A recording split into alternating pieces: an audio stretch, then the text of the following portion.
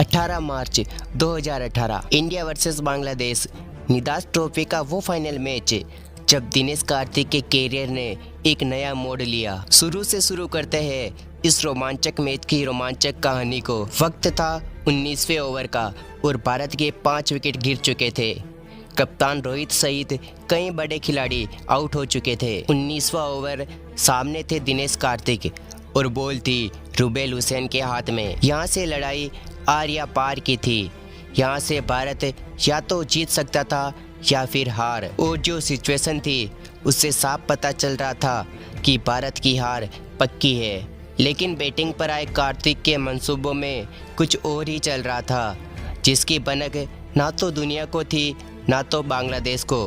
क्योंकि डीके वो करने वाले थे जो इतिहास में हुआ तो कई बार था, पर जब ज़रूरत पड़े तब पहली बार हो रहा था। 19वें ओवर की पहली गेंद यानी 6 रन। अब भारत को जीतने के लिए 28 रनों की ज़रूरत थी।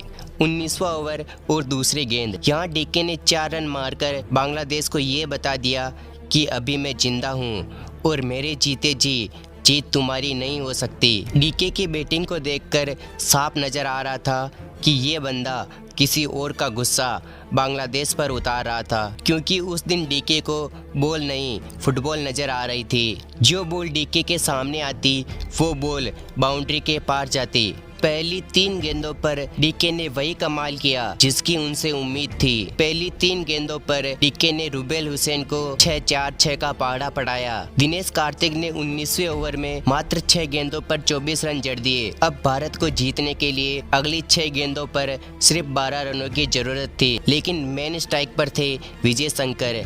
मैच का रोमांच चरम पर था। सब अपना कंट्रोल खो रहे थे। सबकी धड़कनें आउट ऑफ कंट्रोल थी। सबके दिमाग में एक ही सवाल था, कौन जीतेगा। किसी को कुछ समझ नहीं आ रहा था कि आगे क्या होगा। साकिब अल हसन ने सौम्या सरकार को बॉल थमाई और सौम्या ने पहली गेंद वाइड फेंक दी। अब भारत को अगली 6 गेंदों पर जीतने के लिए 11 रनों की ज़रूरत थी।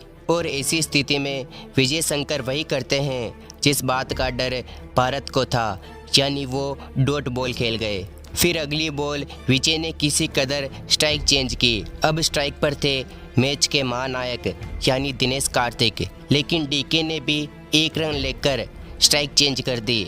अब अगली 3 गेंदों पर भारत को जीतने के लिए 9 रनों की ज़रूरत थी। स्ट्राइक पर फिर थे विजय शंकर, लेकिन इस बार विजय शंकर ने 4 रन लेकर भारत को जीत के पास पहुंचाया। लेकिन फिर अगली ही गेंद पर विजय शंकर कैच आउट हो गए और मैच फिर से पलट गया। भारत के पक्ष में अगर कुछ था तो वो था कि मेन स्ट्राइक पर थे दिनेश कार्तिक और वो बॉल फेंकी जाती है, जिसके बाद क्रिकेट में एक नया इतिहास लिखा जा रहा था, जिसके बाद दुनिया को नया दिनेश कार्तिक मिलने वाला था। एक ऐसा अध्याय जो आज भी बांग्लादेश के सपनों में आता है।